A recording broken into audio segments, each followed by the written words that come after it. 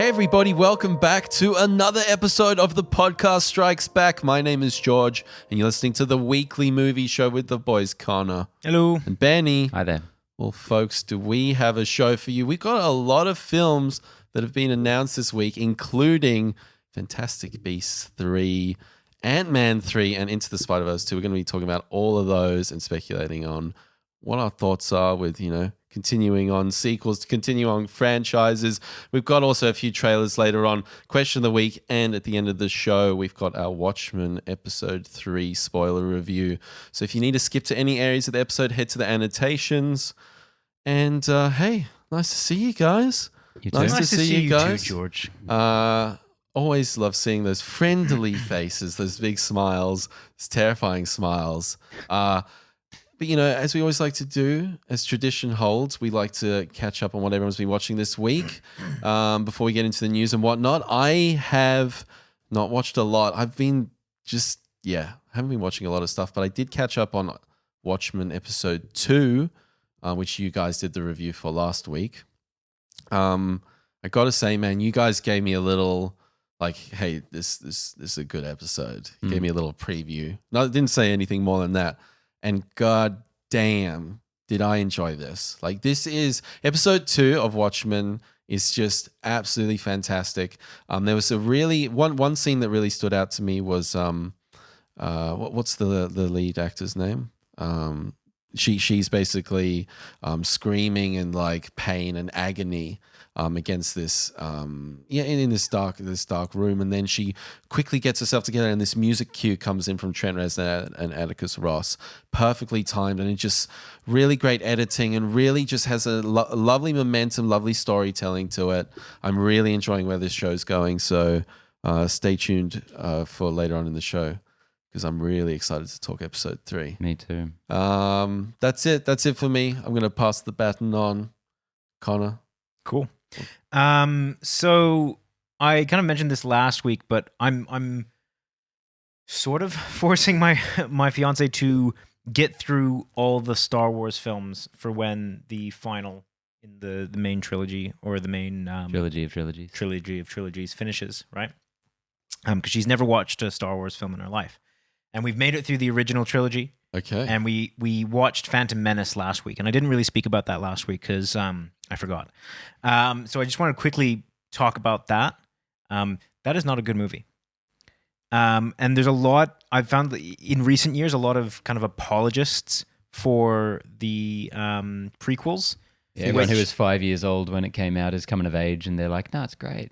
Yeah. And I mean, Prequelists. that was kind of when I grew up as well, I enjoyed the prequels when I first watched them as a kid. Like, you're not very critical as a kid. There's enough good stuff in the Phantom Menace to me give it a pass. Like the pod racing sequence, it still looks Awesome. phenomenal.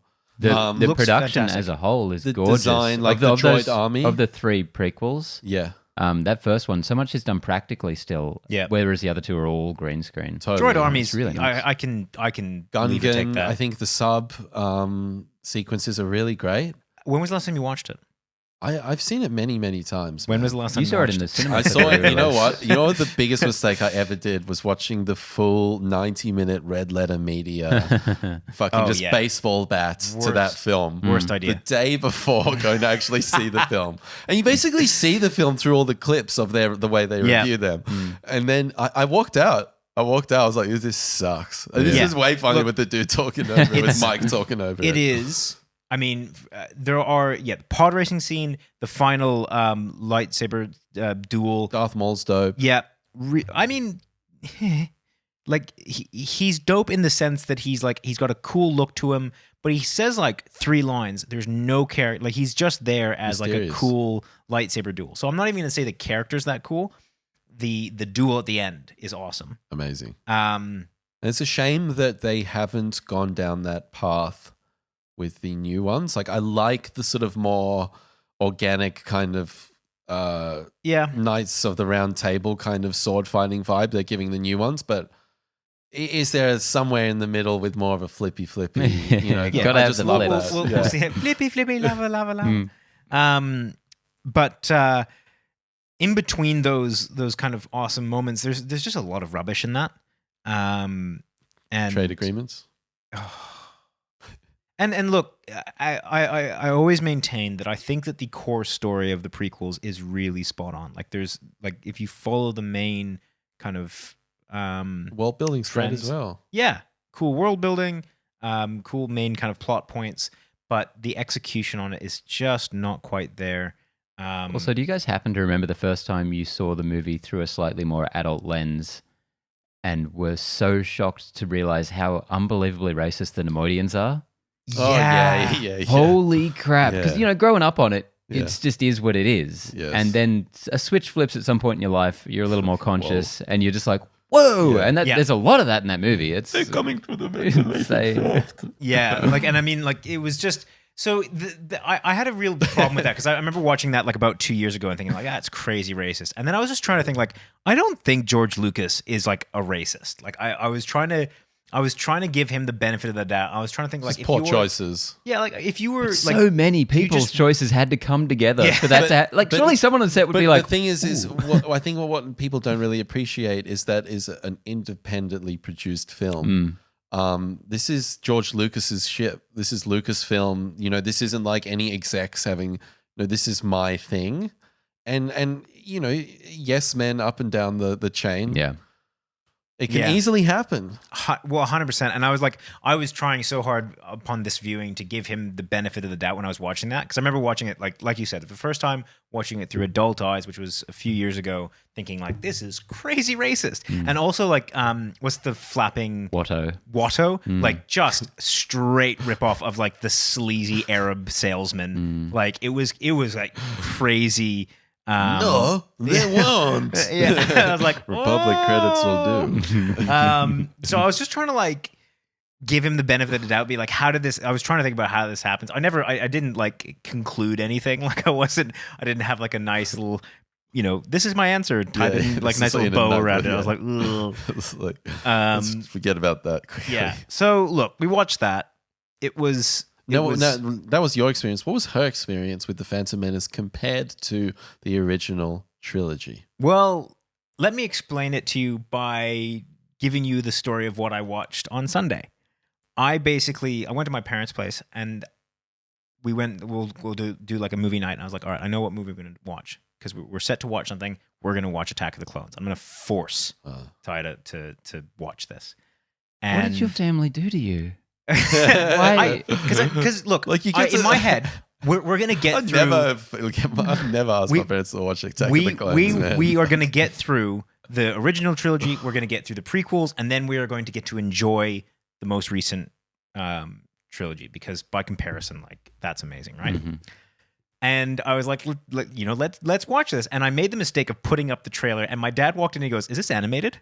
Like, is this like a animated film?" I'm like, no, this is Attack of the Clones. This is the live action Star Wars film. And he goes, fuck off, no, it's not. Probably almost qualifies for an animated It movie. It pretty probably is, much what, like does. It 70%. The trailer looked so horrific that my fiance and the rest of my family were like, we're not doing it. We're just not watching it.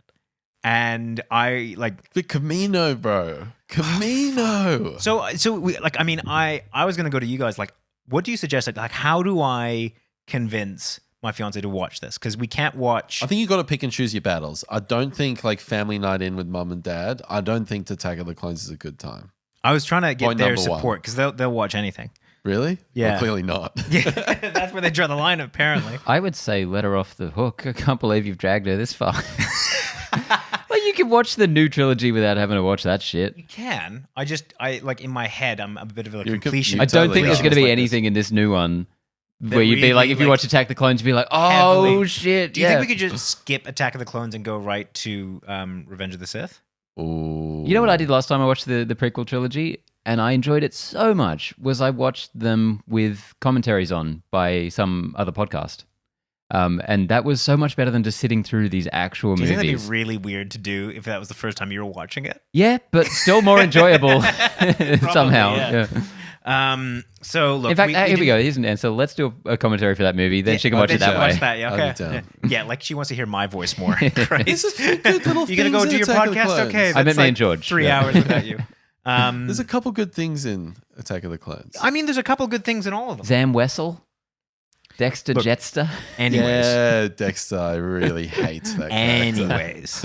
Worst Star Wars character. So we didn't end up watching that. We ended up watching Black Hawk Down, which is 100% not a more enjoyable film.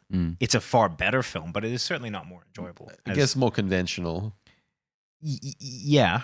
Like, Certainly the more prequels conventional, are They're out very there. atypical. Anyways, so we watched. I'm taking you through this whole story. We ended up watching Black Hawk Down, which is an absolutely spectacular film. I love it every time I watch it, but it is just stress. It's pure stress. Like, you identify a part in the movie where, like, I'm not going to be calm for the next hour and a half, and it really is like that. Which I quite enjoyed. In a weird kind of sadistic way. I don't know what it was about this viewing. I found Eric Bana's character to be a little bit too, like, hoorah, kind of. I didn't feel like some of the exposition that he gave was all that necessary. Kind of towards the end. I haven't seen the film, and I'm picturing him as his role in Chopper. Yes. I'm assuming this Just movie's keep really that in your good. Yeah. mind. You haven't seen Black Hawk? Oh, I mean, you're not a big war film guy. Loser. No, you'd hate that then. Yeah. It was watch one Black like, Hawk Down. It's one of those ones that I feel like I'm going to happen with Gladiator when I see it. It was like everyone hyped it up, and it's like, You've never seen it either. No, I've seen Black Hawk Down. But Okay, it was yeah. a hype the fuck up, and I saw it, and I was like, that was good. Yeah. That was good. That Yeah. wasn't like I mean, the it's not going to, like, fucking dog's bollocks. yeah, it's not going to revolutionize the way that you think about film. What is the dog's bollocks, George? It What can movie be is whatever that? you want it to be. That's a strange. Do you And like sit down that's- to dinner with your wife and That's just what- look at it's the food that she's exactly cooked my and be dad. like, "This is the dog's balls." There's one Thanks, that my honey. dad told me, and I was just like, just keep it on for legacy. Aren't your parents like vets or something? My mum's a vet. But your mom, maybe that's where he gets it from. I'd put your that- parents the same profession. I'm not coming over for family dinner anymore. Yeah. Yeah. I just Yeah. love the idea that your mom it's comes so home chewy, from work. Mrs. Mackenzie. They comes home from work and you're like, "That's the dog's balls." Oh, the better to taste you, my dear. Let's move on Fucking swiftly to the next segment. No, that's really all I've watched. I watched a couple of episodes. So you of literally Community season 6. You and didn't I just, answer my question. What did she think of original trilogy versus prequels? what did she think, or what did I think? Yeah.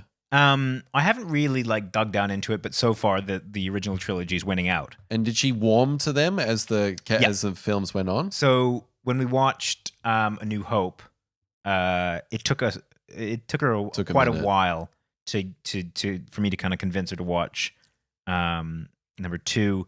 From there, she was right on for number 3. Cool. Like, she was like that Strikes Back was like, in her eyes, good enough that pretty much the next day we watched. And bar the Ewoks, I think Return of the Jedi is a fantastic conclusion to that trilogy. Yeah, agree. I mean, even with the Ewoks, it's not terrible. They're Like, savages, man. I'm not losing my.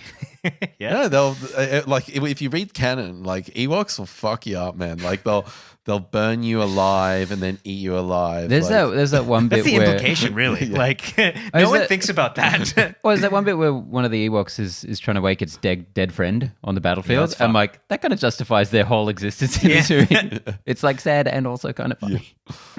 how's that funny? It's because I fucking cry he like a thinks little they're girl. alive still. Fuck, you're sick. You Anyways, bastard. I've waffled on long enough about what I've watched. Correct. Fucking Black Hawk Down. What the fuck? That's what another. I had a Correct. fairly quiet week this week. I finished off Letterkenny, which I maintain is one of the greatest sitcoms ever created, and highly recommend to anyone looking for something funny. What did you think of season 7? I haven't watched season 7 yet. I've finished off what I had, which was all the way through 6. Oh, okay, gotcha. Yeah. Why are there 2 seasons a year or whatever there is? Hey, I started don't know, like but I love 2016. it. I'm so confused by that. I wish there was 3. Yeah, absolutely. I'm not complaining, but it's very strange.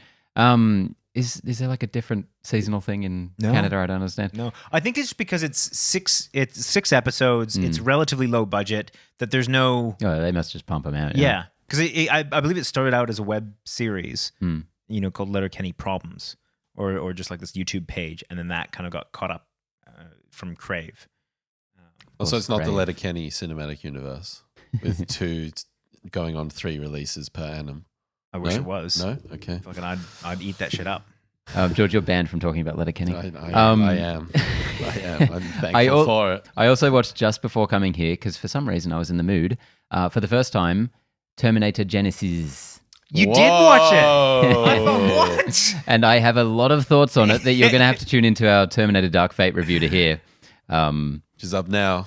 I don't Yes, think Go like watch it. the problem is I don't think I'd be able to talk to you about Genesis because I have watched it, but I couldn't tell you a goddamn thing. That's about why I watched it directly before coming here because it's already starting to slip away. So we're going to get through this stuff. it. Yeah. So on that note, should we get on to the news? Let's get on do to the it. news. Fantastic. First up, this just dropped. Warner Brothers has greenlit the 3rd Fantastic Beasts movie in the Harry Potter spin-off series with production starting in spring 2020. So this one was a bit up in the air. We haven't heard almost anything about this since Crimes of Grindelwald came out because that movie was, by all metrics, a pretty big disappointment. Mm-hmm. It made about $650 million, I think, worldwide on what was quite a large budget, which sounds okay, but is very much the lowest of the franchise as a whole, which is a really bad look for a kind of a burgeoning new series. And I think reflective of the direction they're going in, the script, quality that the series, the characters. It's just not at the same Everything. standard that people are expecting when you put the Harry Potter branding on it. You know? Yeah, and again, not a bad kind of cume for just a random sequel, but this was the second in an arc of 5 films they were planning. Yeah. So on that kind of trajectory, that's a really bad look. I feel like this is something where they need to take it. What I think has been so great about Watchmen is kind of like diversify it, you know, don't try and do another movie, do a TV series and kind of remix it and do something different. I think, you know, maybe Harry Potter, bring it into more of a TV format and maybe Newt Scamander actually works for me. They would kill with a TV show. I just don't think they should be investing in movies anymore. I think it's gassed out. I really think because I think the first film is definitely not as bad as you think, because you really hated it, don't you, Georgie? I was a little middling on it, but I think what really has sunk this franchise, or definitely done it no favors, is Johnny Depp, who was in a lot of ways the star of the second one, and has just had so much bad and or complicated press over the past few years that they should have been able to see coming, because it was all kind of boiling up around that point anyway. And that just really hurt that second film, I think. That was always such a weird move, because not only did they keep him on as the casting, but then they doubled down. They had J.K. Rowling actually come out and like very defend vocally him, defend him, yeah. which like that for me was wild. I was like, she knows something that we don't, or thinks she knows something that we don't. And just purely from a PR standpoint was just bad move. risky. It is and such a strong move, and like the only thing, because she's usually quite a progressive champion, and so for her it's to getting a bit weird in recent years, but yeah.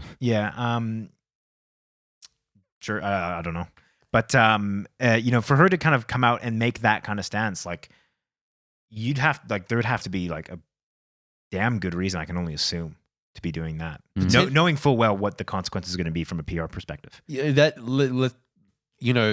casting Johnny Depp was not something that I thought was a great idea, and it definitely put a dent in the box office. No doubt.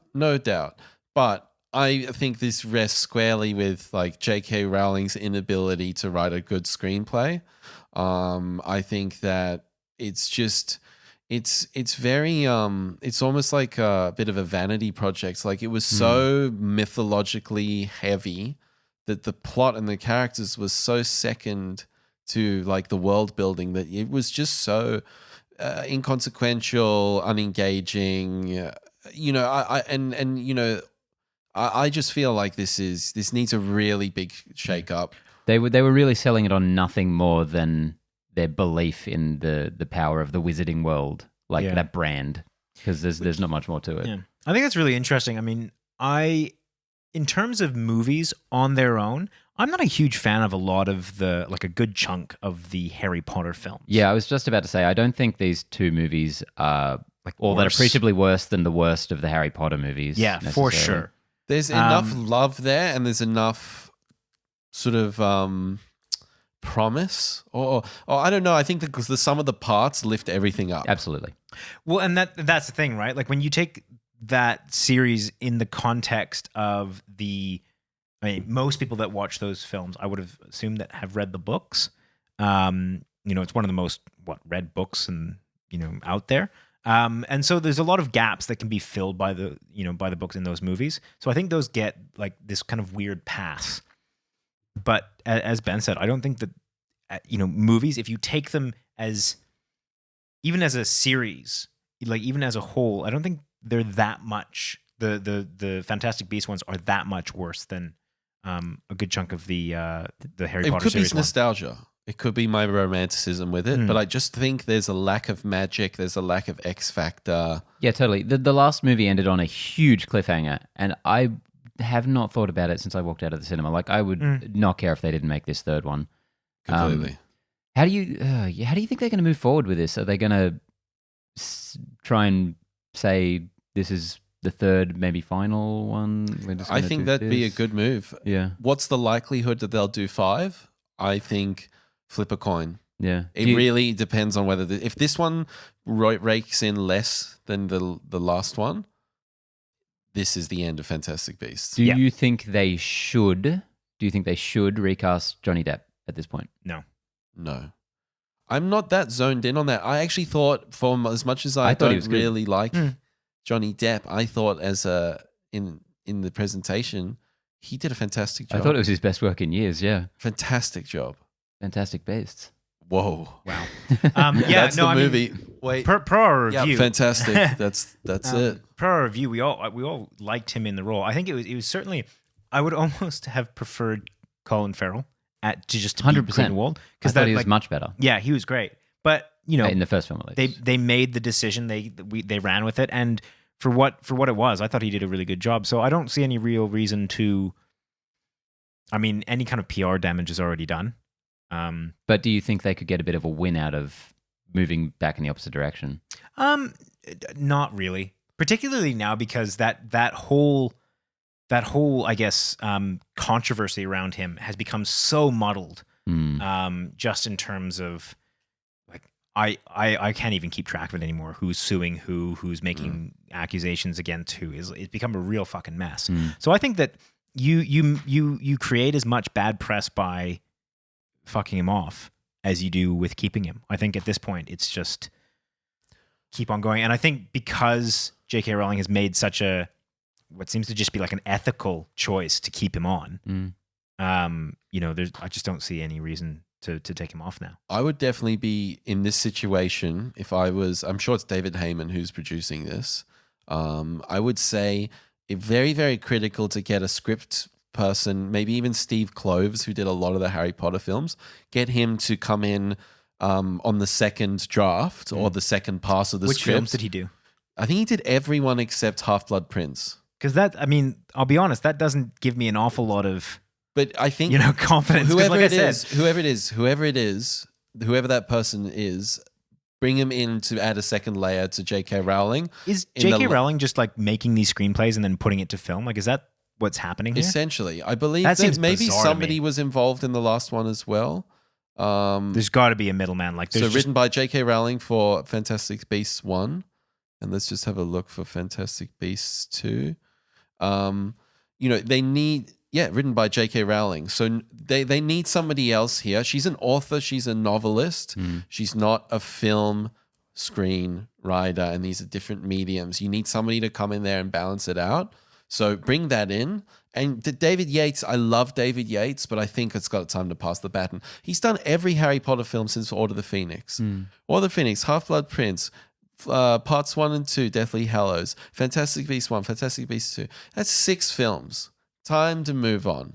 I think he gets the look of the thing. It always looks nice, but let's get some fresh blood in here.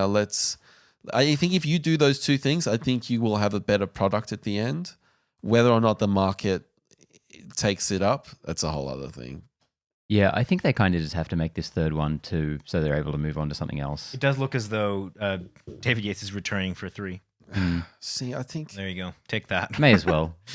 Yeah. At this point, wrap this chapter up, and then maybe they can move into TV or something like that. I think you're going to see Daniel Radcliffe and Old Maid back soon. No, really? 100%. They're just spinning their wheels until they're old enough. They're going to do a Dark Fate. bring him back. Hmm. Bring him back.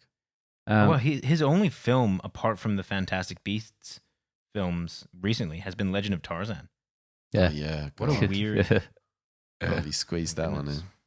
Anyway, find Yes. out 2020, 2021, 2022. Speaking of what some people would call lackluster sequels, Mm. Peyton Reed is returning to direct Ant-Man 3, which will begin filming in early 2021. I'm excited that there's an Ant-Man 3. That's cool. That was a surprise announcement because it wasn't part of their Phase 4 slate. Is Peyton Reed the guy? I feel like that what often happens with these films is like you had Edgar Wright, setting up that screenplay, and yes, it got manhandled. Yes, there's so many rewrites and whatnot, but there's a really good little foundation there, and I just don't think they had that in Ant-Man 2. Like Ant-Man 1 is one of my favorite MCU films. Go check out our rankings episode. I back that up. It's controversial. I back that up. Ant-Man 2 was it was like 13 or something on my list out of 21. Yeah.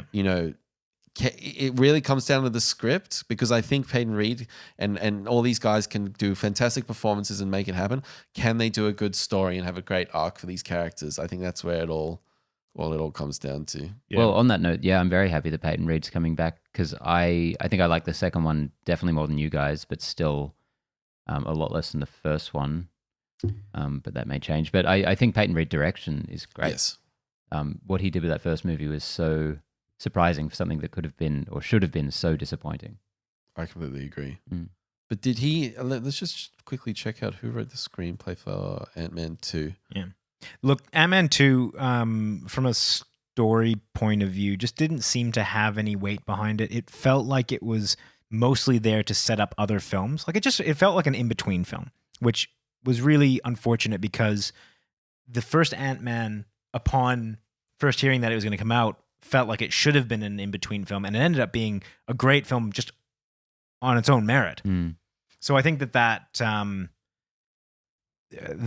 second one has put a real sour taste in my mouth when it comes to Ant-Man, because I think the character is still great. Like in Endgame, he was, as good as he's ever been. I think now that we're free of this whole Infinity Saga thing, he'll have a bit of room to grow, no pun intended, as a standalone franchise. Yeah. Sorry. You got me on that one, man. Came You from got left me. field. Oh damn. We had 5 script writers on Ant-Man and Is the that Wasp. all? Chris McKenna, Eric Sommers, Paul Rudd, Andrew Barra, and Gabriel Ferrari. And Ant-Man 1, we had 4. Edgar Wright, Joe Cornish, Adam McKay, and Paul Rudd. So I was kind of expecting Ant-Man and the Wasp to have sort of 2 screenwriters, to see 5. I don't know. It's not to say it's going to be better or worse, but it's always gives alarm bells for me when I see that many screenwriters. I think in general, what you said then really resonated with me around there's a lot of constraints around the second film that might not be there now just because they're starting a new saga. It's, the possibilities are endless. They were really wrapping shit up with the second one. So that I think provides a lot of opportunity for them. And, I think that the talent is there, both in actors and directors. So I think that, this will really define what went wrong with the second one. And I think this will I really hope that they don't prove the first one to be like a fluke or just, I think this character is really beloved. I think they'll make it work. I certainly hope this isn't the final title, because that's a really boring follow-up to Ant-Man and the Wasp. Ant-Man 3. Yeah. They have to do something with it. Now, Nando V Movies, one of my favorite YouTubers, has a great video where he outlines what his Ant-Man 3 would be, and the title he eventually reveals would be Ant-Man and the Wasp and the Ant-Man, which I think is a fun title, but the way he sets that up is really brilliant. I would love to see them do something like that. Okay, that's really cool. Okay. They can't walk back on the title because they made such a fuss about how this was the first title to have a woman character. Ant-Man and the Wasp, yeah. Well, I thought in the title, so I was like, there's no way that Disney is gonna just backtrack on that. Yeah, I mean, I would prefer to see Ant-Man and the Wasp 2. I think that'd be more fun in kind of a weird way. Is it a trilogy or a duology? What is it, man? Yeah. Anyways, Some more announcements. Yes, in Marvel news as well, but on the Sony side of things, Spider-Man Into the Spider-Verse 2 has been announced for April 8th, 2022. Absolutely no surprises there. That was a massive success. No, not financially. Critically it was. Critically, absolutely, yes. Won the Academy Award, of course, but financially it was very modest. Was it really? Yeah, hell yeah. Let's have a look. And for something without this strong of a brand recognition, I think, and the critical success, I don't think they'd be. This would be more like a Big Hero 6 or something. Okay. That wouldn't be coming back. So this is really great to hear. I think this is on the strength entirely of the vocal support for this movie. How much? Oh shit. How much did it end up making, George? Just give me a moment. I'm just dialing Figured it that in. you'd have had that dialed in by now. Just hacking into the mainframe here. Good turnaround for a very ambitious animated film. Only a couple of years. Spider-Man wait. Into the Spider-Verse on a $90 million budget made $375 million globally. Wow. So yeah, as a That is- superhero movie, Yeah. small potatoes. I figured that would at least be as- around the kind of 4 or 5 as area. So you take Spider-Man movies, you take animated movies, you take the upper echelons of both of those categories. You're talking billions of dollars. Yeah. So that's nothing special. It's That's annoying. it adds I'm annoyed by that. yeah, because it was so unique. We talked about that in our review, which was about a year ago, right? Came out December last year. We all thoroughly enjoyed it, and it was so out there, so creative, so unique. I'm glad it's coming back, and I didn't realize it made such a lot. That's a solid return. Probably with marketing, that's probably $180-200 million. So you can probably scraping it's not off 100-200 million in profit theoretically, but you would expect 500, 600, 800 from that. I would it's just in that unfortunate cross section where adults don't consider it a real Spider-Man film, and maybe parents don't consider it a real kids film. It's just a bit too niche to really be hitting the numbers it needs. Yep, makes sense. Anyway, great to have it back. I'm excited. Spider-Man 2099. Yes, I love the post-credit scene in that last one. Was so cool. exciting. Hopefully they get 3 of these. That'd be a great little trilogy. Yes, please. Next up, speaking of box office hauls, Terminator Dark Fate has scored a $29 million opening, putting it on track to lose $120 million. Globally, so far, it's made about $120 million all up, and estimates put it at needing $350 million to a further $350 million. A further $350 million, to break even. So that's a very, very bad start. So that start. $29 million is USD. US, yep. So it's a very bad start for Terminator Dark Fate here. Is this the lowest opening for a Terminator film? So I think it's similar to Genesis. It's actually 2 million less than Judgment Day's opening, unadjusted. Wow. That shows you how big Arnie was. That was a phenomenon in that movie. Yeah. So that's, just this is the last Terminator movie we're going to get for a little while, I think. Because they pulled out all the guns with this one. They got Sarah Connor back. Arnie's in there. James Cameron is involved officially as a producer. And it's going to bomb pretty bad. Man, Genesis did some good business. $440 million off a $150 million budget. Yeah, I mean, we'll talk about it in our review. I'm very excited about getting into that. It's up now. Can you believe it? With the power of the internet. But this is kind of necessary in a way. Like just put it to rest. Putting down a sick animal. It's like they said, hey, Dark Fate, there's going to be a trilogy. I think they just needed to get Dark Fate right. And I'm not saying Dark Fate. This isn't me saying Dark Fate's a bad film. This is me just saying get Dark Fate right, and then start talking about a trilogy. Because they did that with Genesis as well. They said we've got 3 films planned for this one. And Salvation. So they always get ahead of themselves, and they don't deliver on that first one. This has been the biggest non-starter of a franchise, possibly of them all. Like, given T3 ended that continuity, Salvation, one and done. Genesis, same deal. Reboot after reboot. Very true. Which you can kind of get away with in a time travel franchise, but it's just been so brazen. It's a fascinating case study, isn't it? Because when you really think about it, Terminator 1 and Terminator 2 are very simple films. Yeah, and not to mention Terminator 1 and 2, every Terminator movie since then has essentially been a sequel to Terminator 2.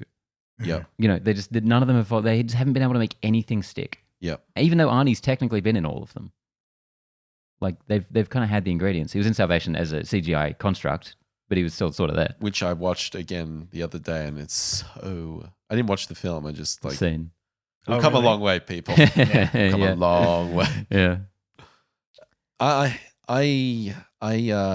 think that it's so interesting that I think this is going to be a huge hit to James Cameron's ego. I don't think anything could get through there. I was going to say, he's guy's got more than enough ego. Like, if this can treat it a little bit, he'll maybe still have more than enough. 45 minutes, he'll just be sitting on the top like, God damn it. This can't do more to him than all of that support he gave in the press for Genesis.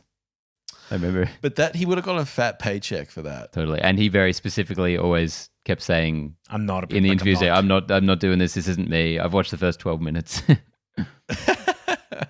What a great piece of content, isn't it?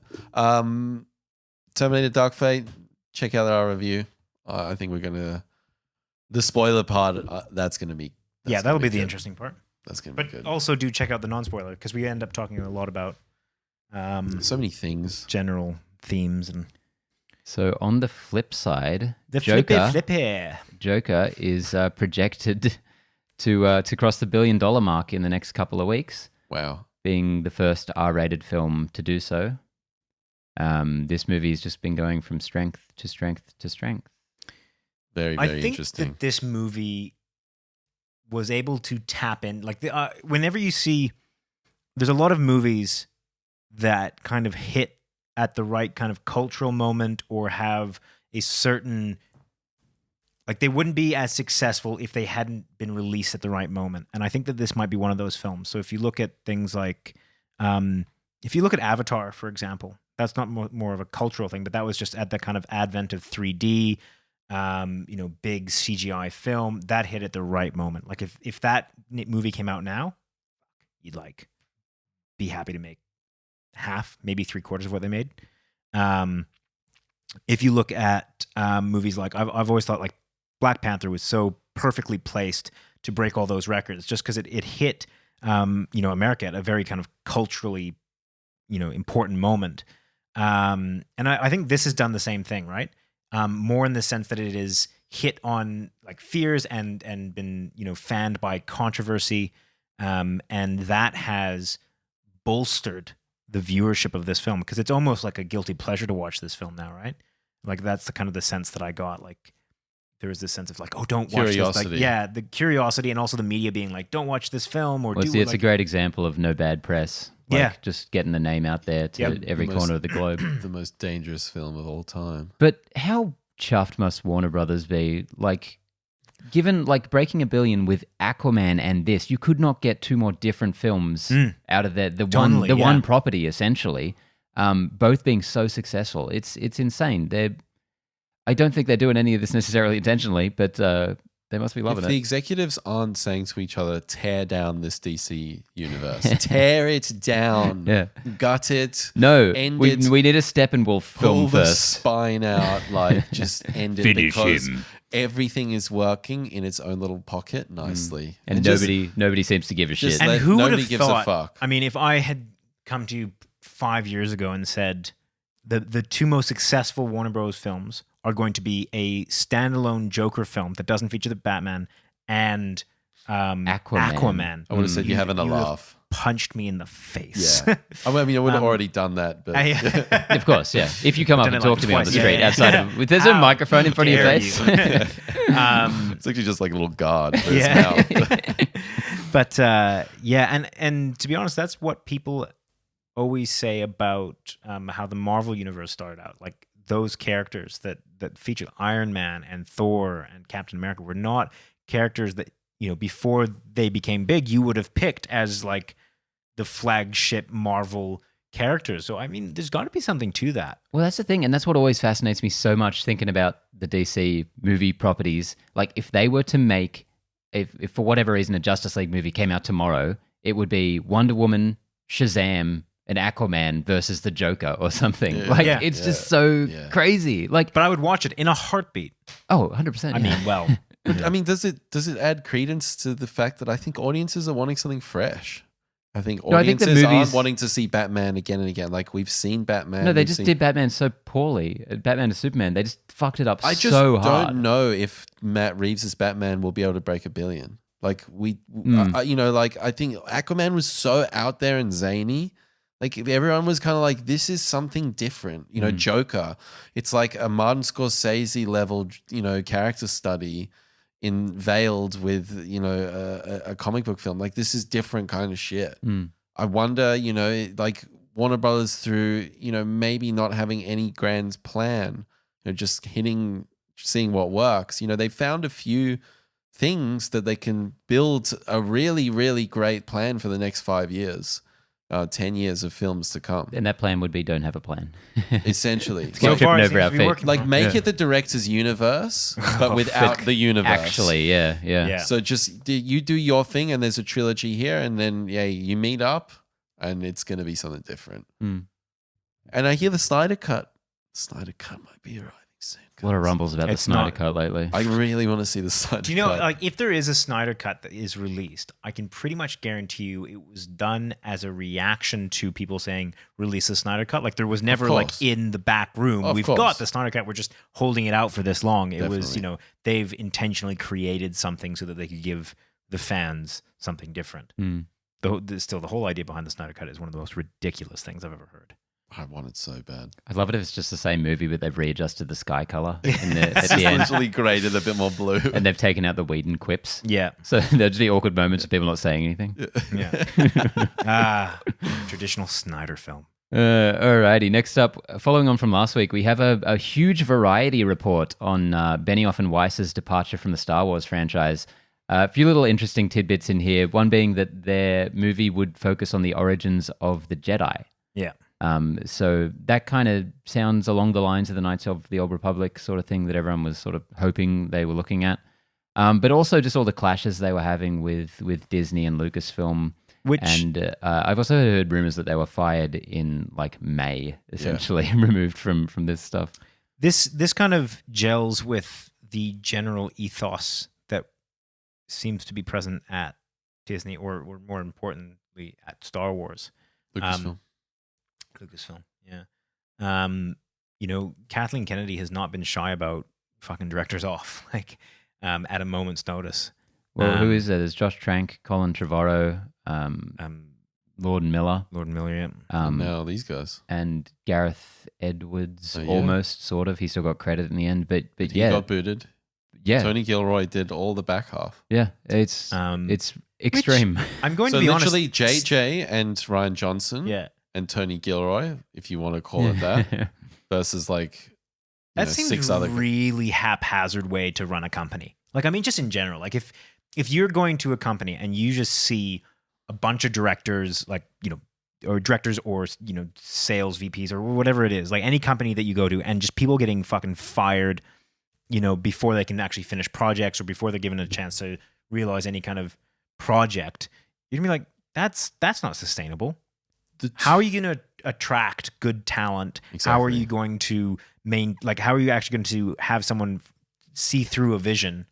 Like, if I could almost guarantee you that if Todd Phillips had gone and pitched this shit to Kathleen Kennedy about the Joker film, she'd been like, nah, fuck you, and fired him or something like that. Because that seems like an out there idea. You're never going to get to see a follow through if you don't kind of believe, I suppose, or take a risk. And it doesn't seem as though Star Wars is willing to do that. They've gone the safest route possible. They've gone back to J.J. Abrams for the completion of this trilogy that they have. It just, for me, it feels like they're just so risk averse, and it's exactly the opposite of what the Star Wars universe needs right now. They need to trust in their own vision and not rely on, the safe option. Yeah, I mean, one of the big takeaways from the article for me was at the beginning, sort of, this is negatively impacting fostering talent. So, to what you were saying just before, Connor, is, directors might be hesitant. Gareth Edwards. Gareth One Evans, of those two Gareth guys. Edwards. It's Edwards. pretty sure it's Edwards. Evans did the raid. Yeah, Evans did the raid. If you're Gareth Edwards now versus Gareth Edwards 5 years ago, you're going to be or like an indie filmmaker that's had a big hit and Kathleen Kennedy approaches you. You're going to be a little more cautious now because they were snapping everything up left, right, and center and it didn't work out. And it's damaging these guys. Like, what's Josh Trank doing? What's Gareth Edwards doing? Get angry on Twitter. It can really give a bad. It can really negatively impact your career. So there's that. And then another thing that was interesting was like I think the expectations weren't set very well by Lucasfilm because it seems to be the recurring theme is that Kathleen Kennedy said, "This is your vision. We've got the Star Wars story group here, but you're taking creative control." And then that kind of got revoked as the project continued on. And you can just imagine as a creator the level of frustration that would come through. I mean, it just, you sort of have you sort of set the precedent and then, that isn't followed. And it must be quite disheartening. Yeah, it really does feel like the MCU is the only one of these guys who's been able to go the opposite way. Is to start out very much like that and have directors kind of leaving and have people swearing they never work with them again, but then figure out some way to get interesting directors working within the system and the confines that they're setting and be happy about it, seemingly. Making it work. And I mean, they did have directors say, "I'm never working with you again," but they let the directors finish the projects at the very least. So that seemed like a different kind of friction as opposed to them going in and I think kind of disrespecting the filmmakers by saying, I, as a business person, don't see the value of your creative endeavor. Well, Patty Jenkins and Edgar Wright, they split ways with very not amicably, but like Alan Taylor on Thor, who then went on to direct Genesis.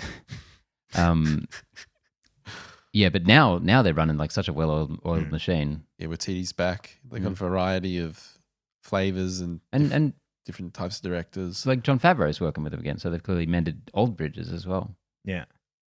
One of the interesting things in the article was around speculation around whether Kathleen Kennedy's job is safe, particularly with Feige coming in and consulting for them. If you were looking to make some conclusions off those two pieces of information, you could very well assume that Feige's coming in to replace Kathleen Kennedy as kind of the head of Lucasfilm, more or less. I hear that's only one film, though. Yeah, but that's what I thought as well. But, I mean, considering his talents and his ability to kind of look at an overall property and kind of design multiple films or multiple projects at the same time, it seems like a good fit. I completely agree. I don't know that that's the way that they'll be going, particularly with him being dragged in so many different directions. I don't think it would be a smart idea to have him assume that he's got a helm the MCU right while now. also being the he's head got a new job MCU. title within Marvel. It's like head creative chief guy of everything. Okay, yeah. So I don't think that is there, but it does bring into question about how secure is Kathleen Kennedy's job, because at this point, I mean, if I'm just going to go back to talking about like a business in general. If you're a director or a CEO or whoever, and you've got a lot of talent either being fired or leaving, that's not a good look on you. I mean, people look at those kinds of executives and they look at, what's your turn rate? How happy are your staff or how productive are your staff? And your staff aren't productive if they're being fired like left, right, and center. So I know this is like, directors are one of 1,000 people that are employed by. But one of the most critical. Well, they're one of the most critical, and they're certainly the most visible in terms of like people are going to report on it if you fire some director. Other than the actors, I'd say they're probably second tier. Yeah. Yeah, it's going to be interesting how this all unfolds. They've got no films announced after Rise of Skywalker. So I really do think like come end of January, or February, whenever that box office run is done, it's going to be very, very critical on whether or not Kathleen Kennedy holds that position. And you've really got Mandalorian and then Obi-Wan.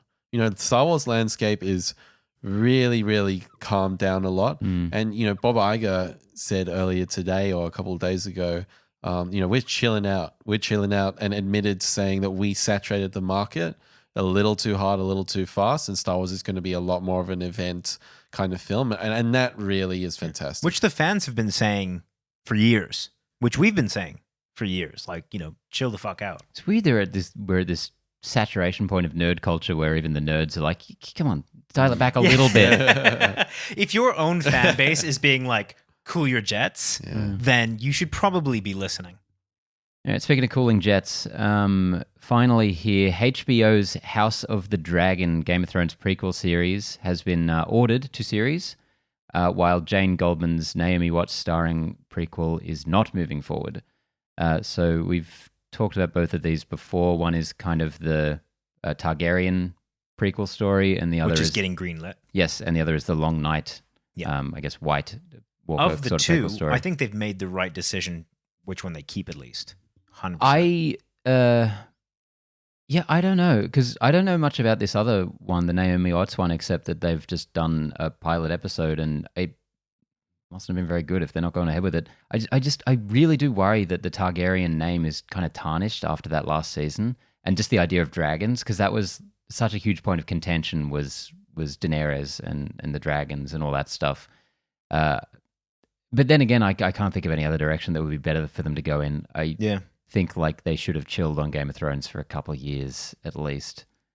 So I think that if they had chilled on it, you might have gotten what we got with Breaking Bad, which is like El Camino comes out and there's some interest, but mostly no one gives a shit. They're El like, Camino 25 million streams. Did they really? Yeah. It fucking smashed it, yeah. Well, fuck me then. And also, I'm dead wrong. You're just like, I hope it did I have bad. been Also, so we got, wrong like- this podcast. I've got like the numbers for Spider-Man and fucking get Spider-Verse rehearsed, wrong. I got this fucking out. I'm just gonna shut up over here.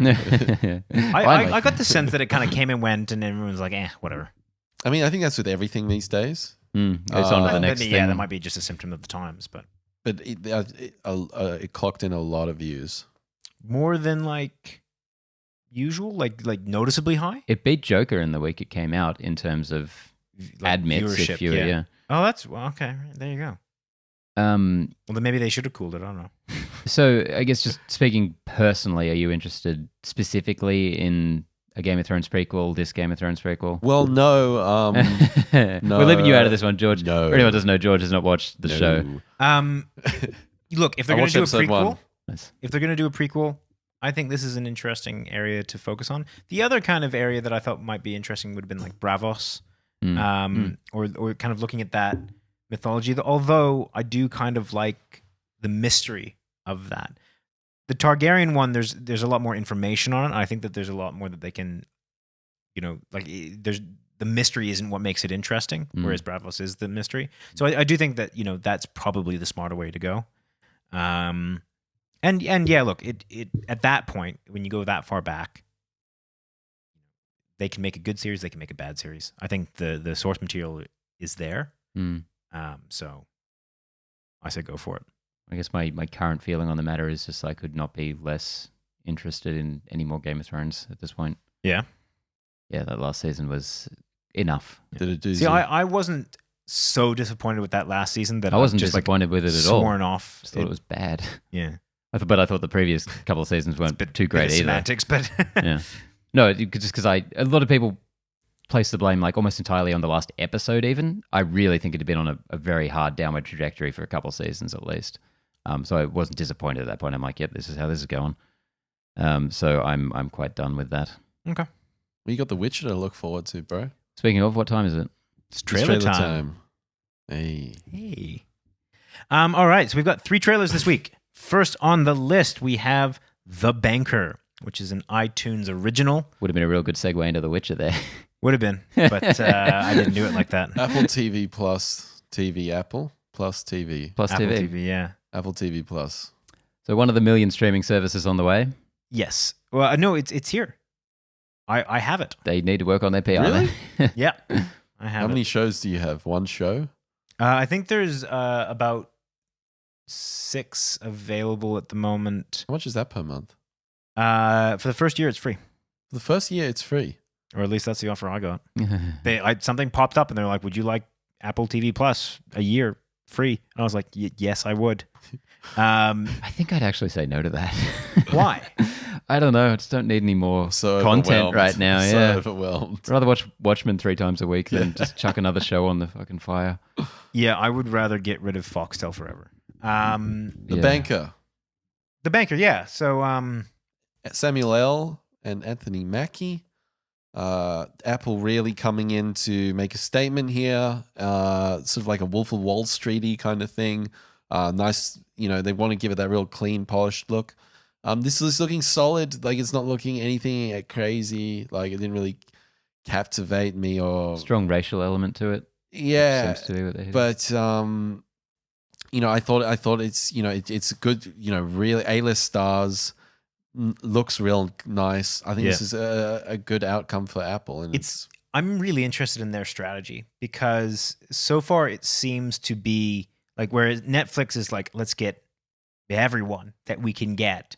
We'll take people with no names. We'll take people with like big names. Like, we're just going to throw a lot of content at you. iTunes seems to have kind of curated their content to this point where like, let's get really good showrunners or let's get really good talent. Like, they've got Jennifer Aniston, they've got Steve Carell, they've got Jason Momoa. Like, they've got all these like really big names and they're like putting out big high budget shows and A24. And they've got A24. Like, not so much Jennifer Aniston, but as a big A24. name. No. I mean, I'm just being more of a bastard, but just like more of an art housey, like that upper echelon. Like if you could hear my eyes rolling. I just mean like the point I was making is they're getting very big names. They're from that point of view, they're putting out big content, and it's not just kind of throwing at the wall and seeing what sticks. I think they're trying to make a very premium, definitive point in the prestige market. Television. So interesting because any of the content that they've released so far on Apple TV Plus 20 years ago would have been the best TV show ever made. But in this age of prestige television, there's not one of their trailers that I've been like, oh, I should bother watching 5 minutes of that. Well, something that interesting that they haven't done, and I thought I'm not sure if this is a smart idea or just maybe like an interesting idea, which is it doesn't seem as though they've used any kind of recognizable IP, right? Like, I mean, Netflix, Witcher, for example, or House of Cards, that was existing IP. There was some movement behind that, and they could be relatively sure that when they put that to market, where they put that out there, it's going to drum up some interest. All these seem like relatively either they're not well-known IPs or they're completely originals, which is I think it's a cool thing to do, but it doesn't really bring you in with the same kind of attention, I suppose. Like, I mean, HBO, Watchmen, recognizable IP. It's definitely fucking Modern Friends. Recognizable IP. Yeah, I think Apple's definitely trying to go more down that HBO angle. Mm-hmm. That's sort of more, as you said, prestige television. Yeah, Connie, you're going to have to be the Apple TV Plus guy for the show.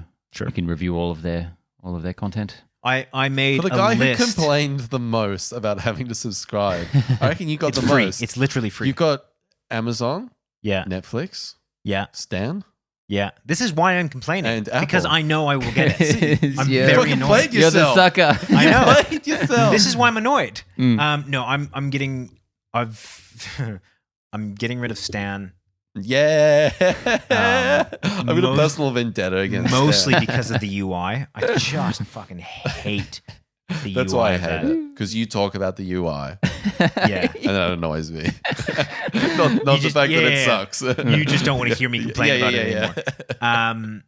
Although having said that, Amazon Prime, their UI sucks as well, but they've got better original content, I think, to the point where it is actually worth it, and they are cheap enough that I'm not really bothered by it. Netflix I'll keep because I like I like quite a bit of the content on that, and I really like their UI. Get ready for Disney Plus. Disney Plus, I will be on. Yeah, I will. HBO Plus. I don't like the concept of it, but This I month. definitely will do it. iTunes is actually coming out with like a package which will include HBO and a couple of other things, Okay. so that you stream everything through one service. Right. Which I think is super clever. Notably missing is Netflix though. Okay. And they specifically, there was a bit of friction there, and they specifically said, we're not going to include it because we want people to watch our content through our service, Gotcha.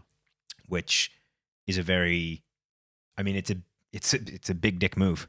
Like they're being like, we're gonna actually compete because we want the metrics. They want to know. I'll drop Netflix in a second. I'm in, Well, you've I'm in on been the ride. saying I'm that in on the ride. for months, Mm. if I'm not in on the years. ride, man. If I had to get rid of anything. Just do it then.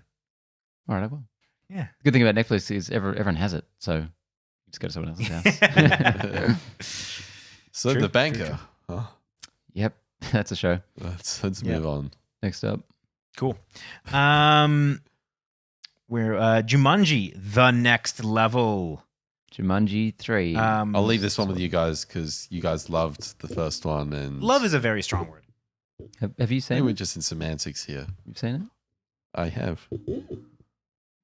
Ben? You know me, man. Do You you know have when I go opinions? old man raging in a cloud. Yeah. You know when I go into that mode. Mm.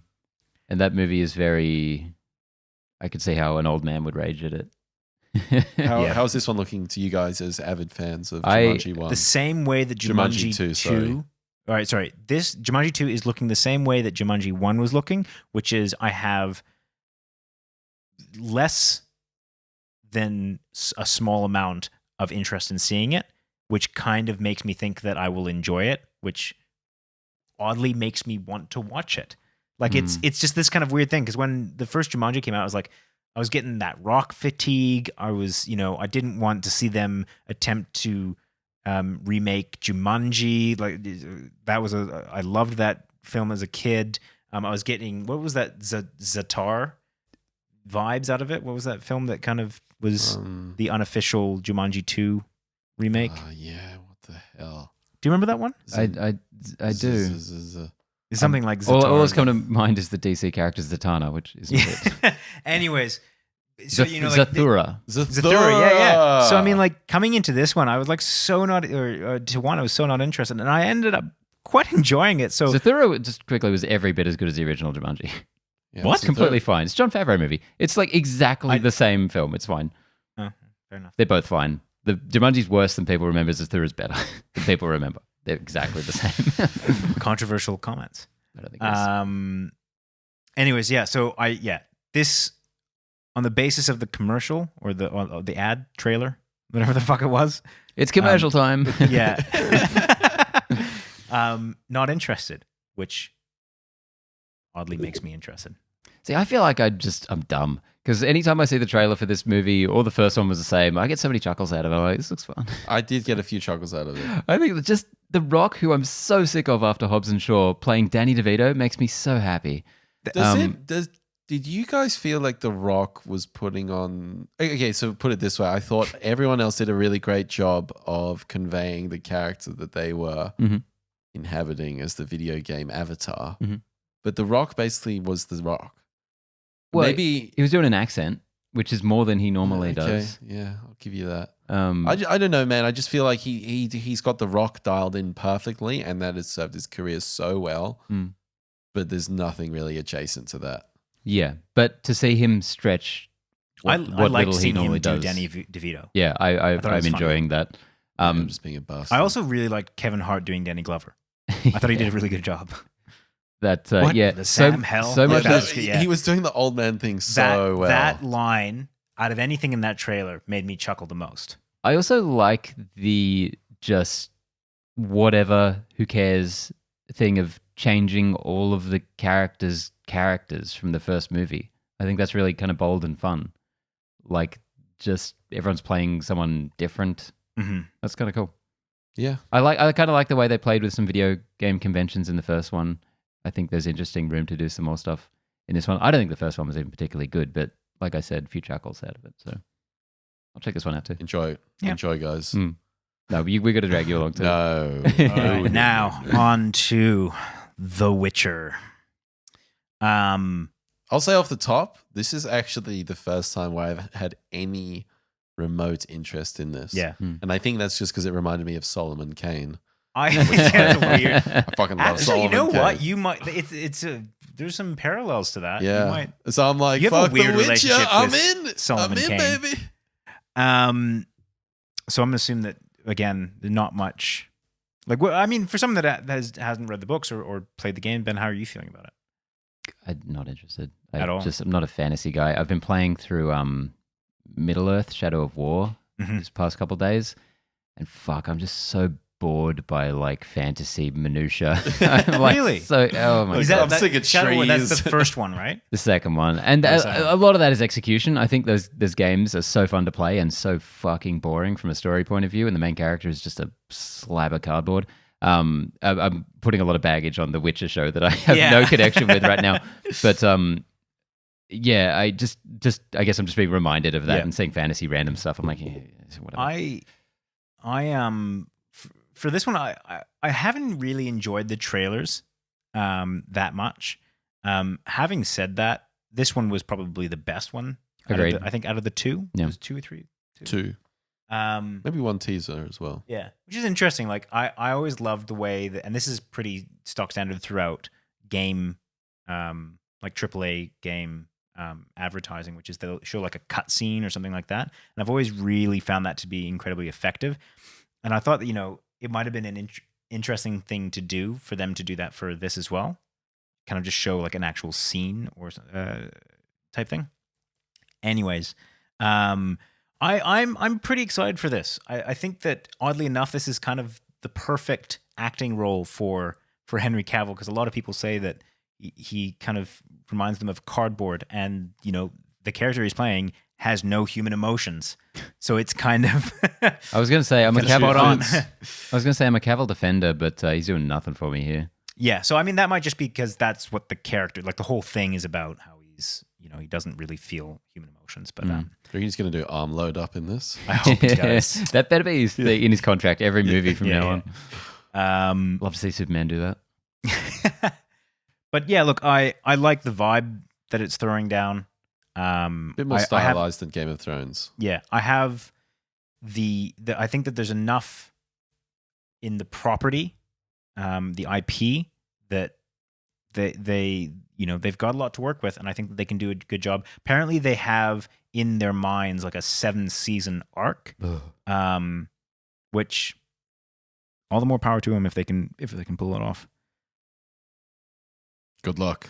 Yeah, yeah. If that works out how they want it to, I'll probably start watching around season 5 and start from the beginning. You're a smart It's man. going to take me that long to be convinced. You're a smart man. Well, that's it. Only 3 trailers this week. Going to finish up. Well, no, we're not going to finish. We've still got a Watchmen review. And question of the week review. Question of the week. This is one from our boy Dan. Thanks for sending this in, man. And this is something that came up from a couple of weeks ago when I was talking about Watchmen episode 1, where I was watching it with the subtitles on, just with the sheer volume of information in it.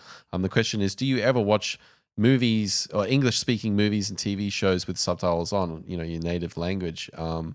And I tend to, if there's something like very with a lot of key information, or certainly if there's like a certain velocity to the dialogue, I'll put on subtitles because I want to keep up with it. But generally speaking, I like to not have subtitles because I like to experience the visuals and the cinematography. But I don't have a problem with it. A lot of people have a problem with watching subtitles. No, I won't watch a foreign film because it has subtitles. I've never had that problem. I've never had a problem. Sometimes I really like watching just like a film again with subtitles on because you get to zone in on certain phrasing and the way the script was done. So that's another way I kind of watch with subtitles on. But generally speaking, I'd say 95% of the time, 99% of the time, I'm not watching with subtitles on. Yeah, I'm a hard never on English subtitles on English movies. Just for me, I just cannot stop reading them the whole way through. Yeah, and that's completely distracting to me. Even in the small few cases where I've accidentally gone to see open caption sessions of movies. I saw Infinity War one time with captions, and yes, it was definitely interesting catching dialogue that I hadn't caught the other times. But at the same time, I was just sitting there reading the whole time. Yeah. I find it really difficult to not. The same way. I find it really difficult to not read, and I find that you miss out on some of the more kind of physical acting or kind of other elements of filmmaking that are really important. Having said that, I've been watching, movies and TV shows with subtitles on them, both for the first time and rewatching them, probably for about 2 years now, as long as I've known my fiance, because her native language isn't English. So she can find it difficult, particularly if there's a strong accent, to keep up with quick dialogue. So we always just have the subtitles on it, just to make it a bit easier. And so I've been watching a lot of films, and it is shocking how much you miss without those subtitles, even as like native English speakers. Because what I find I'll do is, particularly when we don't have the subtitles on, she'll go, "Oh, what did they say?" And I'll just kind of think about it. I was like, I don't actually know. I just gloss over it. There's so many times in films where people just say, they mumble something, and I just don't care enough to, like, I'm not going to rewind it. I'm not going to, like, you just kind of let it go. I've rewound a couple times on Watchmen, I've noticed. Now that you mention that, I've watched episode 2 yesterday and episode 3 today, and I was skipping back on a few little spots. Yeah. See, I just don't. And I don't normally do that. I kind of go, "Hey, I missed it. Yeah. This is my fate. This is my death. This is my dark exactly. fate." So, like, having the subtitles there, and like sometimes they're relatively major, like, plot points that if I had spent the time to, like, figure that out in the first instance, I would have probably, like, my viewing of the movie would have changed. Like, sometimes as drastically as missing, like, a visual cue or anything like that. So I find it really difficult to kind of sway one way or another in terms of, what is better, like to miss out on some dialogue or to miss out on some visual cues or something like that. Like, it's interesting. I don't have an answer, unfortunately. There you go. But yeah, I watch a lot of subtitles. Keep on pondering. All right. Well, there we go. Question of the week, guys. Please send us a question for next week's episode. It'd be really cool to hear from you. Ask us something crazy. Ask us, do we wear hats whilst we watch movies? No, that's too crazy.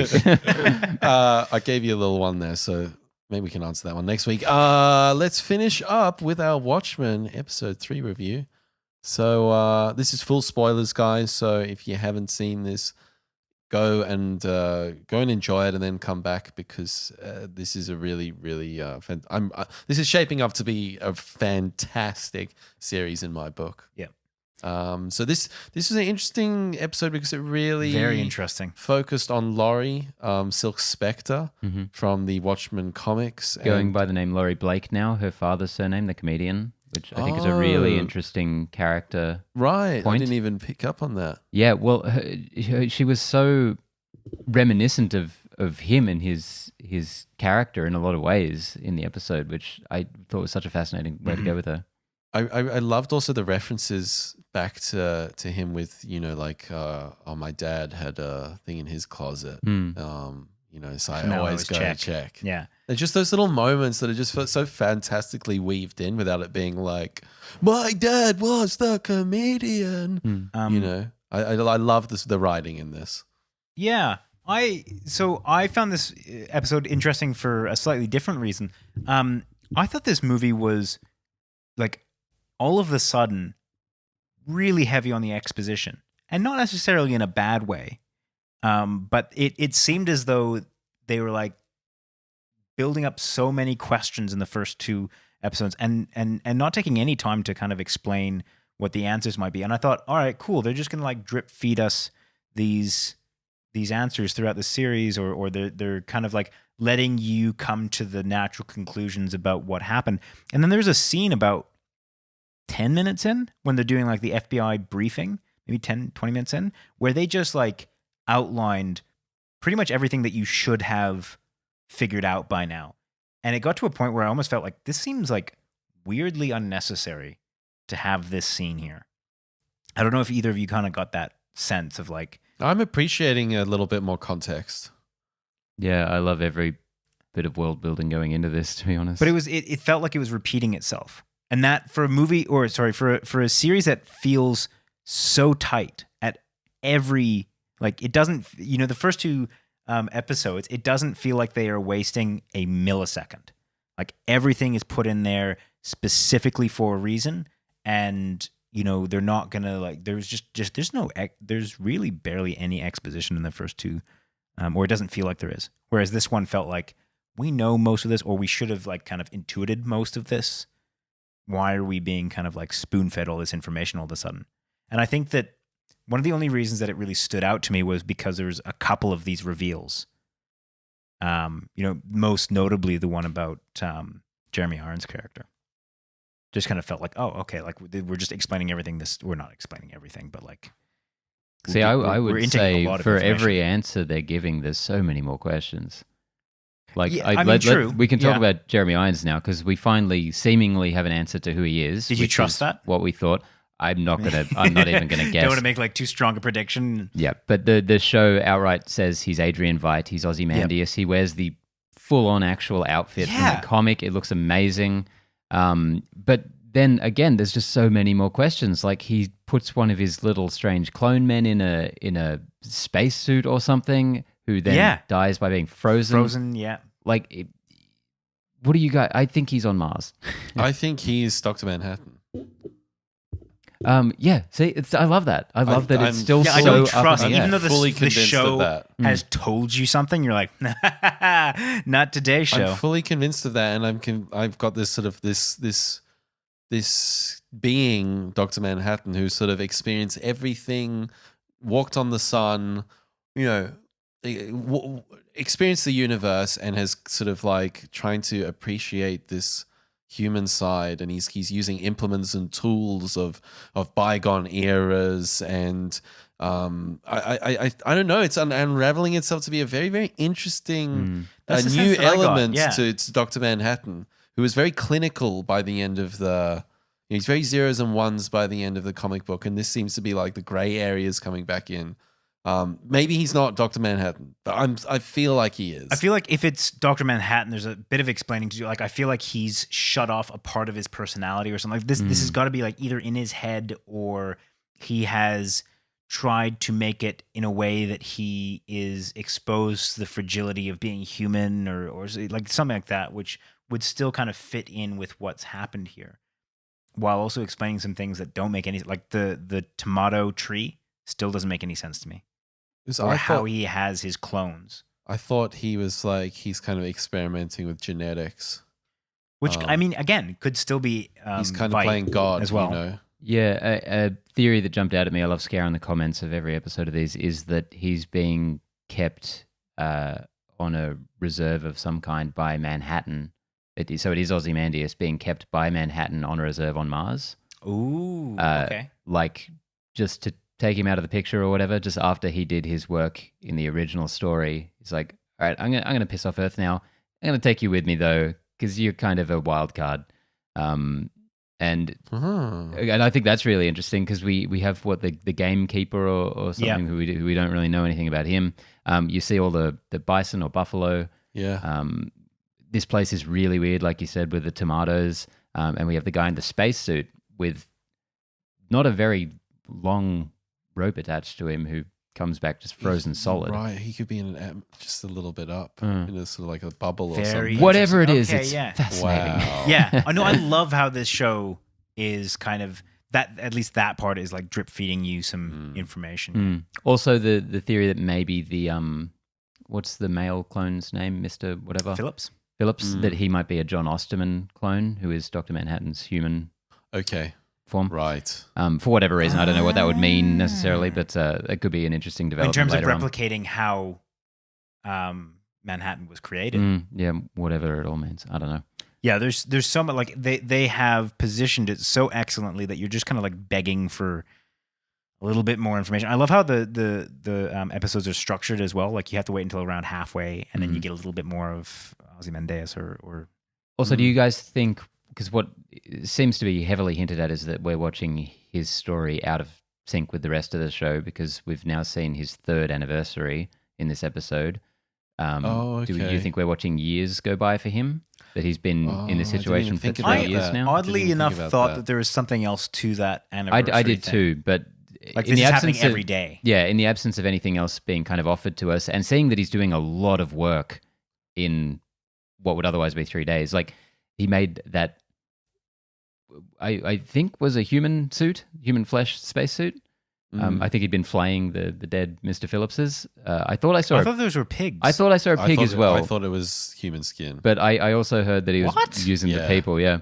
Either way, it's kind of fucked. But yeah, I don't know. I think it maybe More a than little too fucked, on the Jesus. nose after Westworld, spoilers, had that thing where there were two stories being told in different timelines. But I haven't watched Westworld. So. yeah, it seems like that could be something. I think that they've done a good enough job jumping around timelines that they can get away with that. But I think I seem to feel like it's happening in parallel. Like they're having it at the same time. Man, only The presentation and the intrigue is so fantastic. Oh yeah, It's just very well written.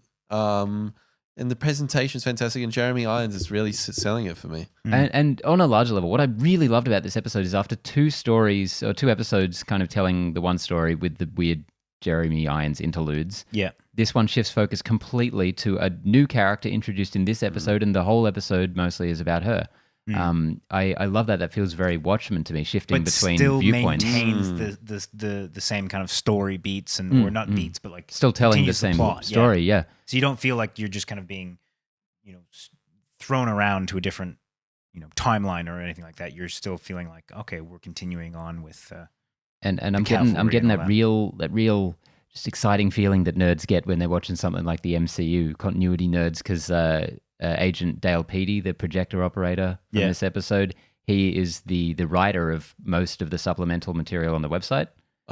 He's when he gives his credentials in this episode, so he's a good source of that stuff. So it's cool to see him finally pop up after reading his name so much, and just seeing all these new characters interact with this classic character. It's so good. So do you? I mean, I kind of ask this every week, but do you feel like they're going to be able to pull it off? The ending, the kind of bringing everything together. I'm sold. Like once I'm in for something, I'm pretty much a defender of it, even if the end goes completely off the rails. I know the first 6 episodes were screened for critics before we got the first one, and so most of the reviews, the really positive reviews, were the first 6 as a whole. So as long as they don't trip over those last 3. Which is more or less what I'm worried about.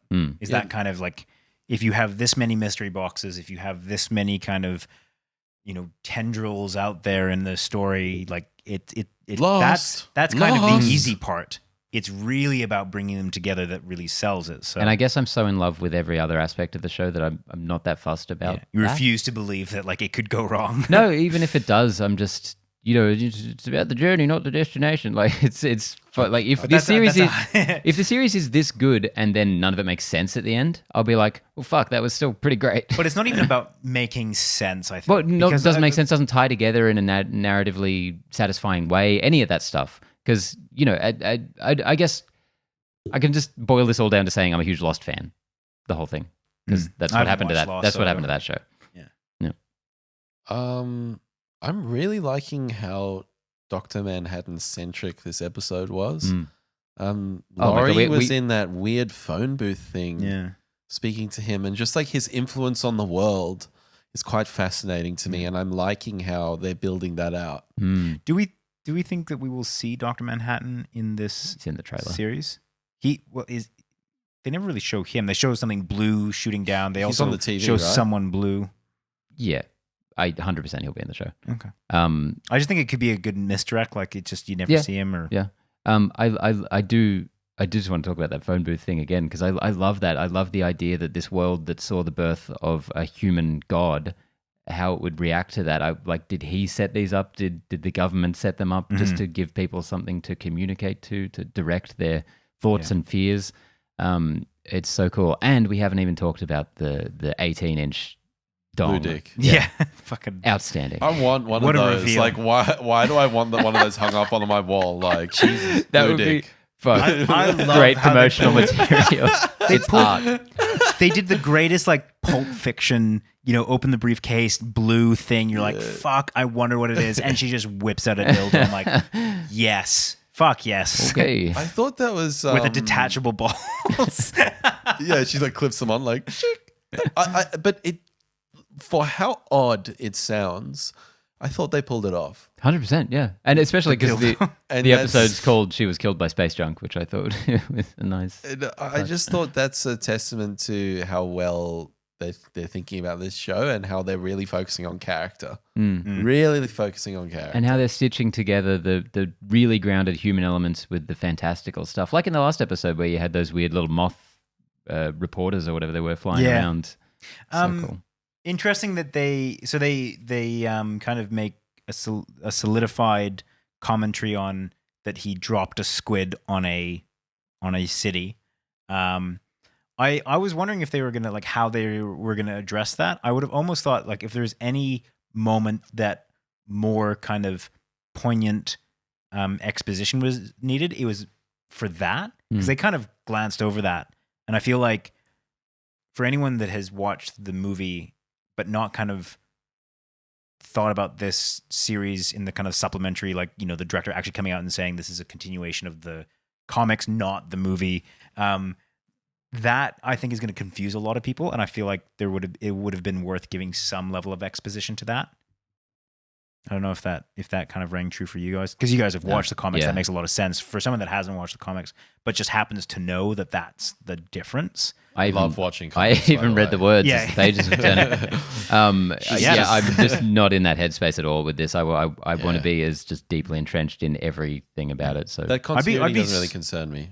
It's not even the continuity. It's just about if you're that trying moment to in the comics is such a fuck off bizarre moment. I remember when I turned the page so distinctly the first time I read that and thought, whoa. I remember how fucking bizarre and crazy and intrigued and captivated and everything that I was. So I feel like I know that moment so well that I don't need that extra context. But you're for someone somebody that- like yeah, exactly. yourself, maybe you need that. that's the one piece of exposition that I want. If they could have taken that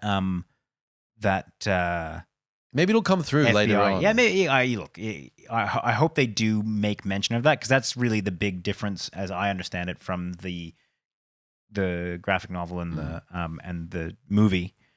Just making some kind of clarification on that aspect, I think, would be well worth the time of the showrunners, of the director. Really sad I can't go watch episode 4 right now. It's damn infuriating. But it's cool to have it kind of drag out and have these conversations with I you guys love it. I every love week. it. Yep. Yeah. Because ultimately, Witch is going to come out and it's going to be like, there's all 11 episodes and we can't really do this format of the reviews. So I'm really... I mean, we can. no, we'll just have to watch all 11 episodes at once, but nobody gives Yeah. a fuck. and then talk about it. Yeah. Nobody gives a fuck about Witcher. I actually wonder how popular it will be. Let's see. Let's see if they make it a 7 seasons. I would not. I don't have a gauge. I don't have. I know we're flipping around things, but I don't even know how is this tracking? It's doing really well. Is it? But a lot better than I expected, yeah. It had one of their Yeah. best openings ever, I believe, for an HBO show. Really? Mm, Wow. yeah. That's very impressive. We'll be back for episode 4 next week, guys. And as I said, question of the week, hit us up. Dark Fate. Go check out the review. We're getting into the spoilers. It's going to be awesome. And next week we got Dr. Sleep. And we've also got someone else. The Irishman. The Irishman. Oh That my little God. Cinema. Cinema. Bit of cinema for you. bit of cinema. Mm. Cinema? No, cinema, right. Okay. I'll start using that term. See you then, Connor. See ya. See you then, Benny. Bye. See you.